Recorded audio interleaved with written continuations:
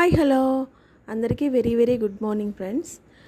ఇదిగో చూడండి ఫ్రెండ్స్, ఈరోజు మా ఇంట్లో స్పెషల్ వచ్చేసి నేనైతే చింతపండుతోటి పులిహోర చేశానండి. అదేంటి చింతపండు పులిహోర స్పెషల్ అనుకుంటున్నారా? అవునండి, మా పిల్లలకి చింతపండు పులిహోర అంటే చాలా చాలా చాలా ఇష్టం అండి.